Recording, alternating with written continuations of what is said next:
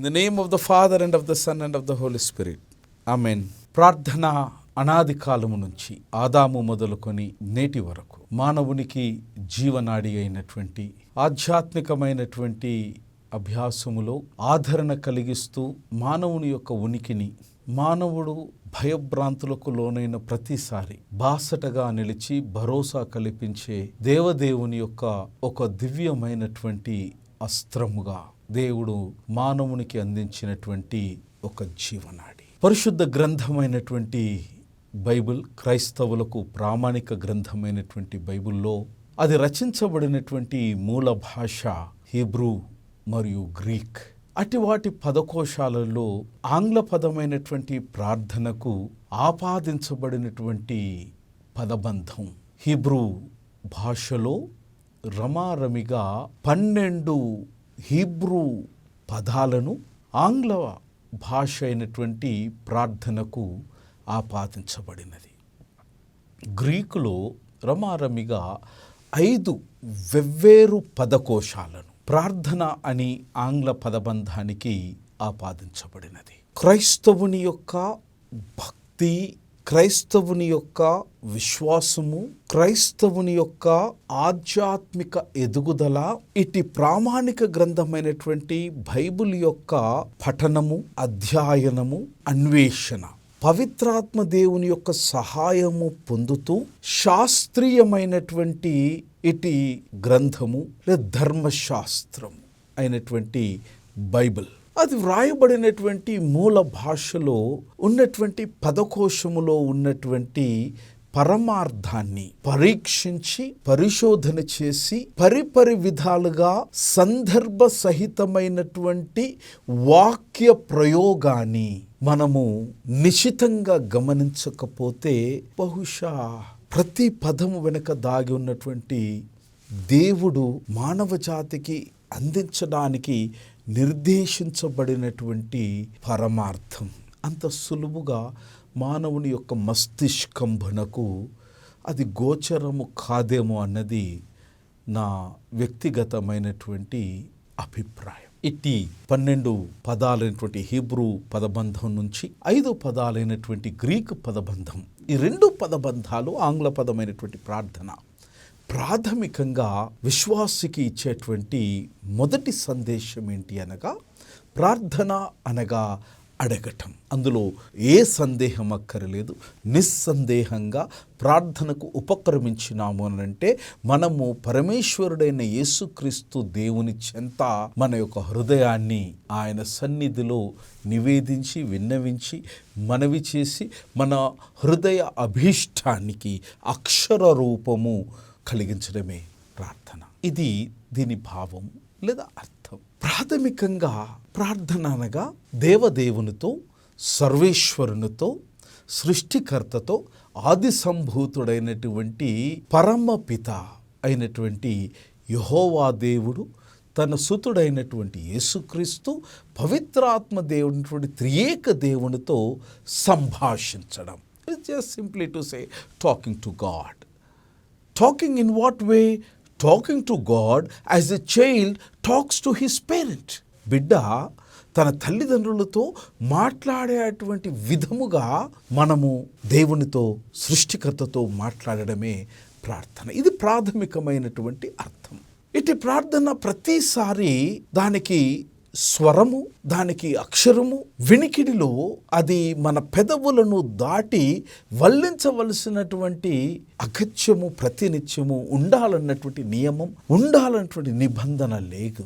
అయితే it takes the form of words in the mind. మౌనంగా కూర్చుని మనసులో మెదిలి ఆడుతున్నటువంటి భావాలకు అది మనసులో ఒక భావాన్ని లేదా ఒక అక్షరానికి అది రూపం దాల్చుకోవడం కూడా ప్రార్థన.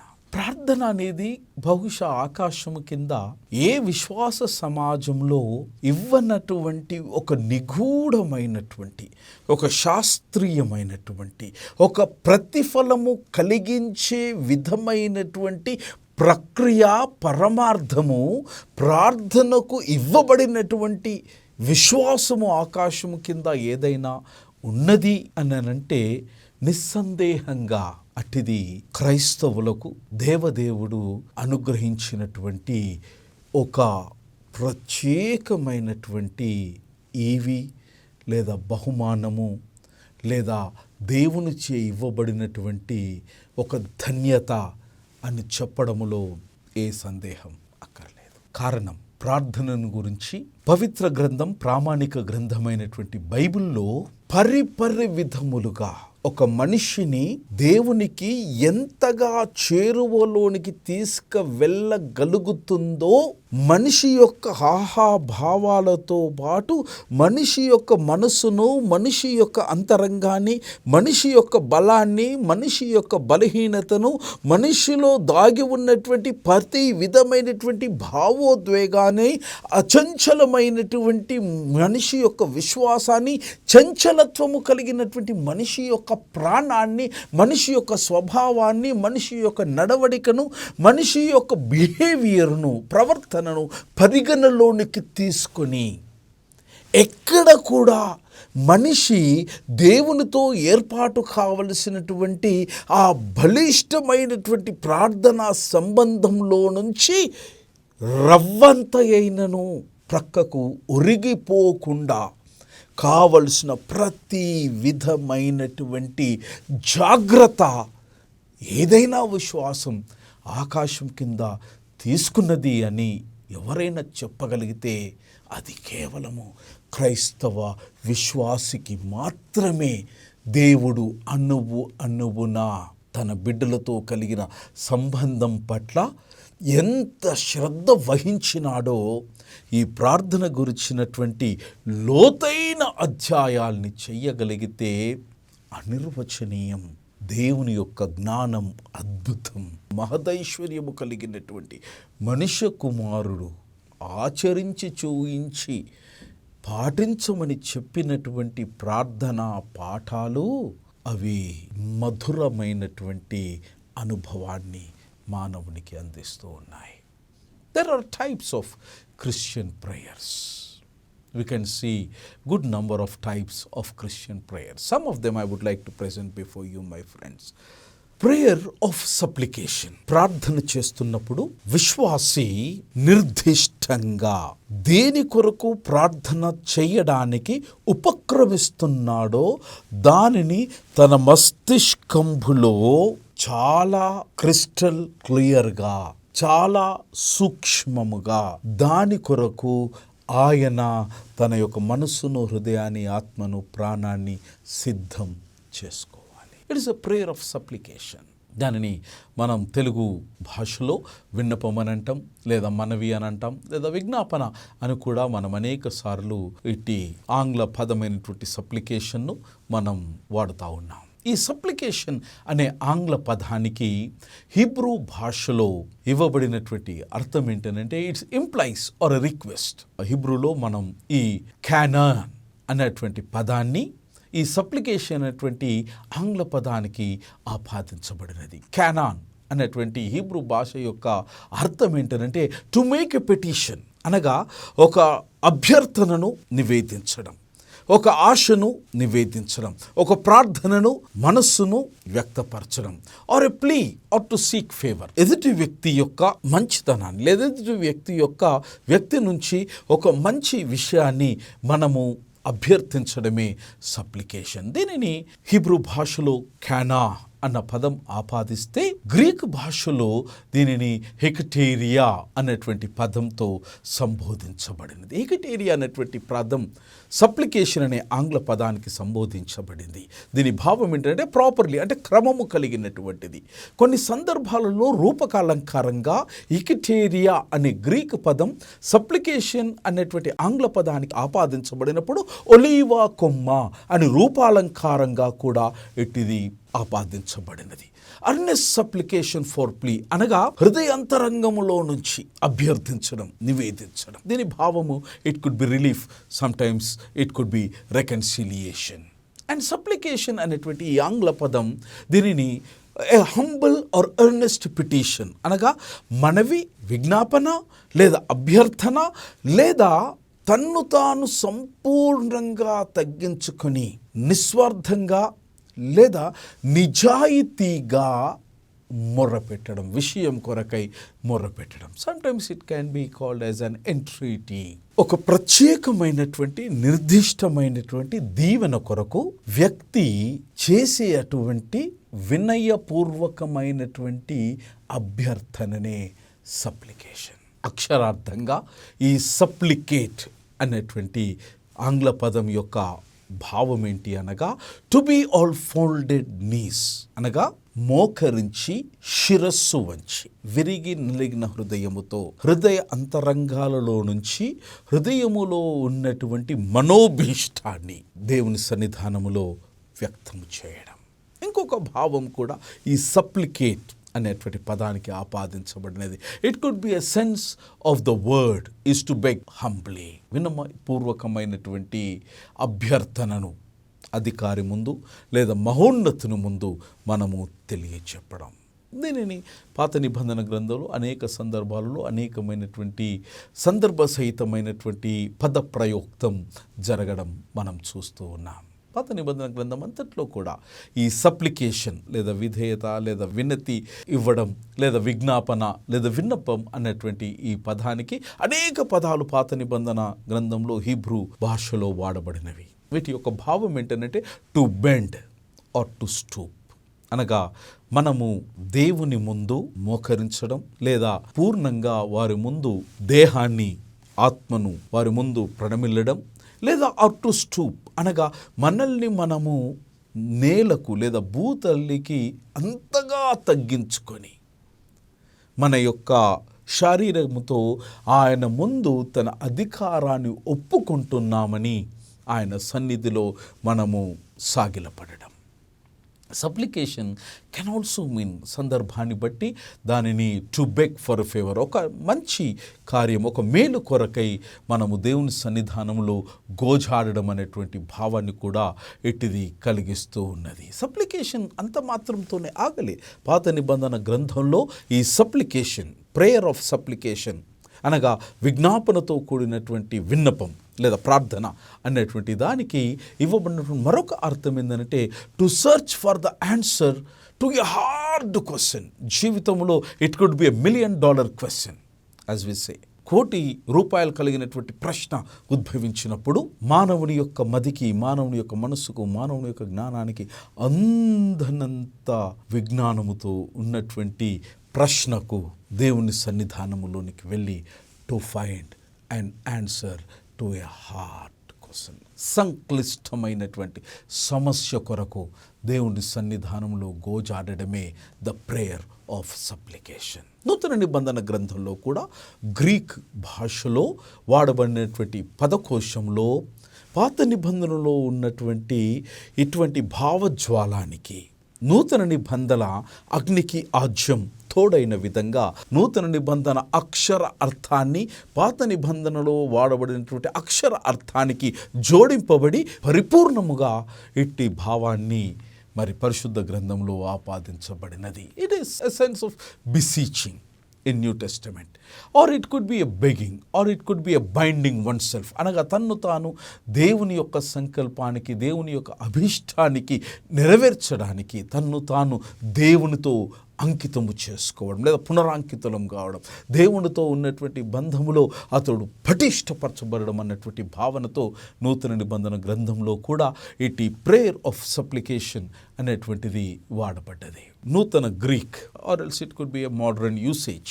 We can see supplication is used in conjunction with prayer, as in prayer and supplication. ప్రార్థన, విజ్ఞాపన అన్నటువంటి ఈ రెండు పదాలు ఈ నాగరికమైనటువంటి వాడకములో అత్యధికంగా వాడబడుతున్నటువంటి సందర్భాలను మనం చూడగలుగుతాం. We cannot separate these two things, supplication and prayer, because it is used in conjunction, my dear friends. Prayer and supplication has gone hand in hand. దీని విషయంలో 6వ సంకీర్తన 9వ వచనంలో వారు సెలవిస్తారు, యెహోవా నా విన్నపమును ఆలకించి ఉన్నాడు, యెహోవా నా ప్రార్థన అంగీకరించును. ఆంగ్ల తర్జుమాలో the Lord hath heard my supplication. The Lord will receive my prayer. Supplication అనేటువంటి ఈ ఆంగ్ల పదం, ఇది లాటిన్లో దాని అర్థం ఏంటంటే ఇట్ ఇంప్లైస్ టు ఇంప్లోర్, అనగా వేడుకోవడం అన్నటువంటి భావాన్ని ఈ సప్లికేషన్ అనేటువంటి పదం ఆపాదించింది. When you are making a prayer of supplication, మీరు దేవుని సన్నిధానంలో మనసా వాచా కర్మేణః దేవుని సన్నిధిలో వేడుకుంటూ ఉన్నారు అన్నది దీని యొక్క భావం. స్నేహితుడా, ఈ ప్రార్థన అనేది కేవలం దేవుణ్ణి అడగడంతో పాటు మన భౌతికమైనటువంటి ఆధ్యాత్మికమైనటువంటి ప్రతి అవసరతను, మన మనోభీష్టాన్ని మనుష్య కుమారుడు, దైవ కుమారుడైన యేసుక్రీస్తు చెంత వ్యక్తము చేయడం. దీనికి గ్రీకులో మరొక అద్భుతమైనటువంటి పదాన్ని ఆపాదించినారు. దట్ ఈస్ డీసిస్ అనేటువంటి గ్రీక్ పదం వాడబడ్డది. ఈ డీసిస్ అనేటువంటి గ్రీక్ పదం యొక్క మూలము డెయోమై అనేటువంటి ధాతువులో నుంచి ప్రాణం పోసుకున్నది.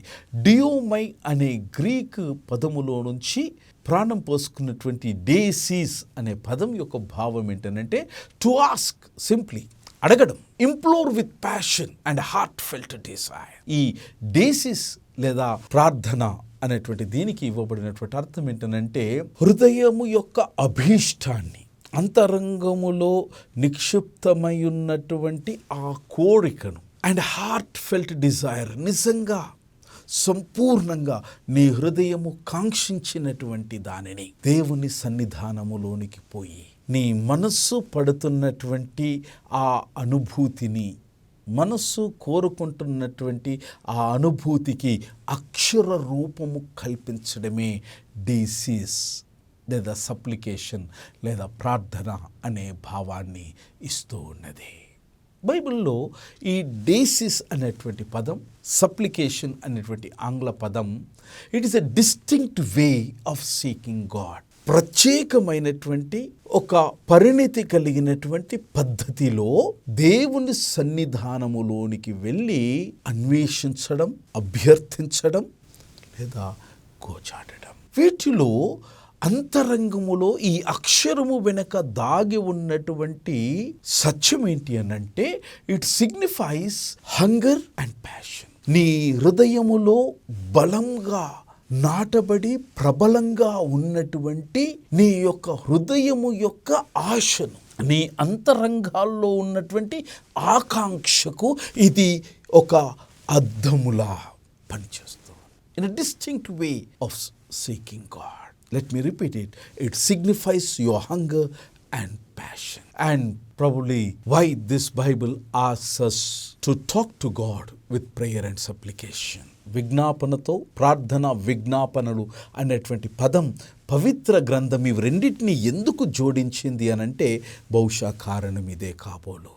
ప్రార్థన విజ్ఞాపనలతో ఆయన సన్నిధానములో మీరు మీ సమయాన్ని వెచ్చించండి అన్నప్పుడు ప్రార్థన విజ్ఞాపనలు అనగా ఒక విశిష్టమైనటువంటి విధముగా దేవుని సన్నిధానంలో నీ మనోభీష్టాన్ని వ్యక్తపరచడముతో పాటు నీ అంతరంగములో, అంతరేంద్రియాలలో, నరనరాలలో జీర్ణించుకుపోయినటువంటి నీ మనోభీష్టాన్ని, మనోభావాన్ని, నీ కోరికను, నీ ప్రేమను దేవుని సన్నిధానములో నీవు వ్యక్తం చేయడం. That is prayer and supplication. ప్రార్థన విజ్ఞాపనలు అన్నటువంటి విషయాన్ని ఇది మనకు ప్రబోధం చేస్తూ ఉన్నది. ఈ డేసిస్ అనే గ్రీక్ పదం హంగర్ అండ్ ప్యాషన్, బలీయమైనటువంటి కోరిక లేదా ఆకలి, ఆసక్తి, తర్వాత ప్రేమపూర్వకమైనటువంటి అభిలాష అన్నటువంటి గ్రీక్ పదం నూతన నిబంధనలో దాదాపుగా 19 సార్లు ఇటుది వాడబడ్డది. It is a heart felt desire. మనసులో ఉద్భవించినటువంటి ఒక ప్రేమ, మనసులో ఉద్భవించినటువంటి ఒక కాంక్ష, మనసులో ఉద్భవించినటువంటి ఒక కోరిక. As I told you, supplication as a distinct way of seeking God. దీని పరిశుద్ధ గ్రంథంలో అనేక సందర్భాలలో, as I've told you, 19 times in the New Testament, the word desis is categorically, it is being used in the Greek Bible. Dear friends, ఒక చిన్న ఉదాహరణ 1-2 నేను మీ ముందు నివేదిస్తాను. నూతన నిబంధన గ్రంథంలో ఈ సప్లికేషన్, హంగర్, ప్యాషన్తో కూడుకున్నటువంటి ప్రార్థన, ఆసక్తి, ఆకలి, ప్రేమ అనేటువంటి ఈ భావం ఇచ్చేటువంటిది పరిశుద్ధుడైనటువంటి లూకా వ్రాసినటువంటి సువార్త 1వ అధ్యాయం 13వ వచనంలో మనం కనుగొనగలం. జకర్యా చేసినటువంటి ప్రార్థన, ఫర్ దై ప్రేయర్ ఇస్ హర్డ్ అండ్ దై వైఫ్ అని అక్కడ మనం చూస్తాం. అప్పుడు ఆ దూత అతనితో, జకర్యా భయపడకుము, నీ ప్రార్థన వినబడ్డది, నీ భార్య అయిన ఎలిజబెతు నీకు కుమారుని కనును, అతనికి యోహాను అని పేరు పెట్టుదువు. ఇక్కడ ప్రార్థన అనే తెలుగు పదానికి, ప్రేయర్ అనేటువంటి ఇంగ్లీష్ పదానికి వాడబడినటువంటి గ్రీక్ పదం ఏంటంటే డేసీస్. డేసీస్ అనే గ్రీక్ పదం యొక్క అర్థము ఏంటి అనంటే the prayer that is being done with hunger and passion, a prayer that being done with heart felt desire, a supplication that is being done in a distinct way of seeking God. That is supplication. విజ్ఞాపన, మనవి, అభ్యర్థన, బహుశా రోధన కూడా అనడములో తప్పేమీ లేదేమో. It is a prayer of supplication.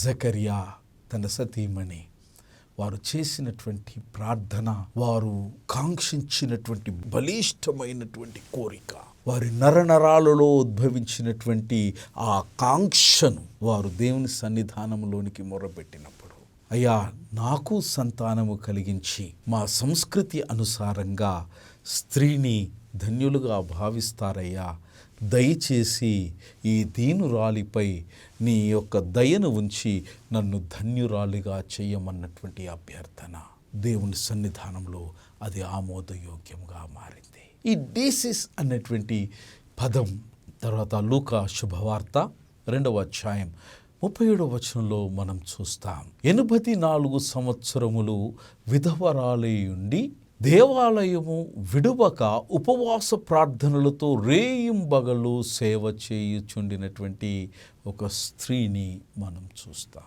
And my dear friends, we can see in the book of Acts, అపోస్తల కార్యము 1వ అధ్యాయం 14వ వచనంలో మనం చూస్తాం. దేర్ ప్రేయర్ అండ్ సప్లికేషన్ అన్నటువంటి పదం have been used in hand in glove relationships. వీరందరూ, వీరితో కూడా కొందరు స్త్రీలను, యేసు తల్లి అయిన మరియయు ఆయన సహోదరులను ఏక మనస్సుతో ఎడతెగక ప్రార్థన చేయుచుండిరి. Prayer and supplication has been used. My dear friends, ఇదే విషయాన్ని మరి పరిశుద్ధ పౌలు రోమీలకు రాసినటువంటి పత్రిక 10వ అధ్యాయం 1వ వచనంలో మనం చూస్తాం. సహోదరులారా, ఇశ్రాయేలీయుల రక్షణ పొందవలనని నా హృదయాభిలాషయు వారి విషయమై నేను దేవునికి చేయు ప్రార్థన అయినవి. Prayer of supplication is nothing but it is హృదయాభిలాష. హృదయము యొక్క అంతరంగములో నుంచి, from the bottom of your heart that which arises, హృదయము అంతటిలో నుంచి వ్యక్తపరిచేటువంటి ఆశ మరియు అభిలాష డేసిస్ అనేటువంటి పదానికి ఆపాదించి ప్రేయర్ ఆఫ్ సప్లికేషన్గా మనం చూడగలుగుతూ ఉన్నాం. సమయము చేజిక్కించుకొని అనంతరము మీరు పరిశుద్ధ గ్రంథాన్ని మీరు పరిశోధన చేసిన అనేకమైనటువంటి వాక్యాలు మనం చూడగలుగుతాం. కొరింథీయులకు రాయబడినటువంటి 2వ పత్రిక 1వ అధ్యాయం 11వ వచనంలో మనం చూస్తాం. బై ప్రేయర్, డేసిస్ అన్న పదం అక్కడ వాడబడ్డది. ఎఫెసీయులకు రాయబడినటువంటి పత్రిక 6వ అధ్యాయం 18వ వచనంలో prayer and supplication in the spirit, పవిత్రాత్మలో ప్రార్థన విజ్ఞాపన అన్నటువంటి పదాన్ని భక్తుడు అక్కడ మరి వ్రాస్తూ ఉన్నాడు. అనేకమైనటువంటి references we can find, my dear friends.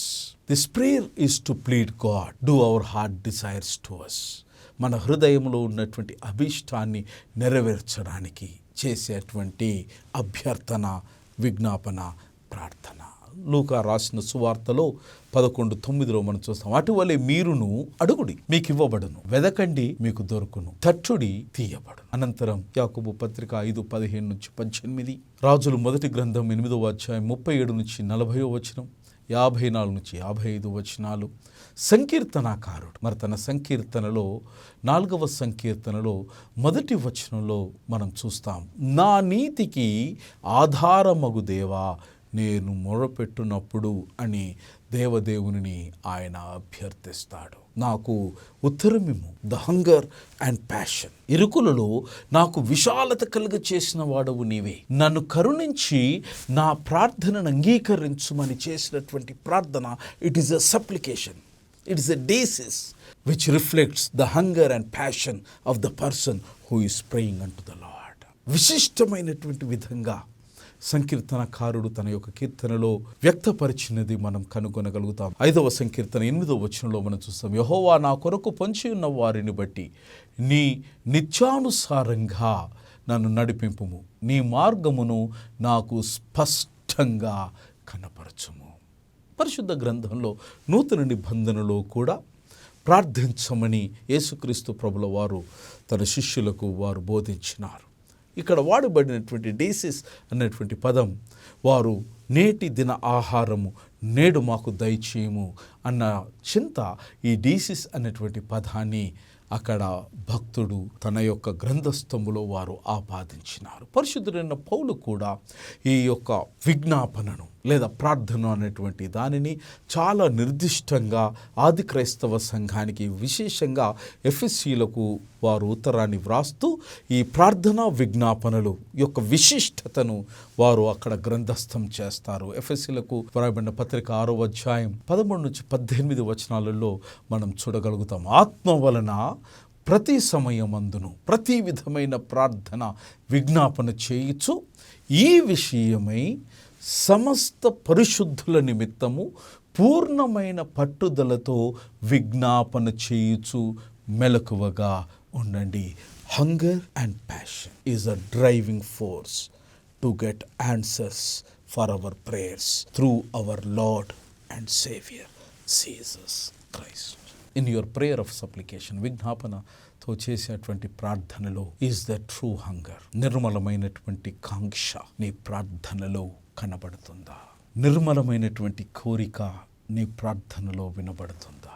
కోరిక సిద్ధింప చేయాలనేటువంటి తూష్ణ, అభీష్టం నీవు ప్రార్థించినప్పుడు దేవదేవుని సన్నిధానములో దానిని నీవు నటించకుండా, కపటము లేకుండా, కల్మషము లేకుండా క్రీస్తు చెంత కనబడుటకు ప్రార్థన చేస్తున్నా. If your prayer has an hunger, if your prayer has a passion, my dear friends, God says He is going to grant it. That's what the word of God says. New Testament ఈ supplication, విజ్ఞాపన అనేటువంటి దీనిని సరళమైనటువంటి భాషలో ఇచ్చినటువంటి భాష్యం ఏంటనగా, just to ask or beseech or plead, invoke, entreat or cry out, struggle in prayer. ప్రార్థనలో నీవు శ్రమ పడాలి అన్నది దీని భావం. Supplication of prayer, prayer of supplication means struggle in prayer. ప్రార్థనలో నీ పోరాట పటిమను నీవు ప్రదర్శించాలి. ప్రార్థనకు జవాబు రావాలి అనంటే నీ పోరాటము ప్రార్థనలో దేవుని సన్నిధానములో గోజాడి తీరాలి. That is something about prayer of supplication. భిన్నమైనటువంటి ప్రార్థన పద్ధతిలో it is a prayer of supplication.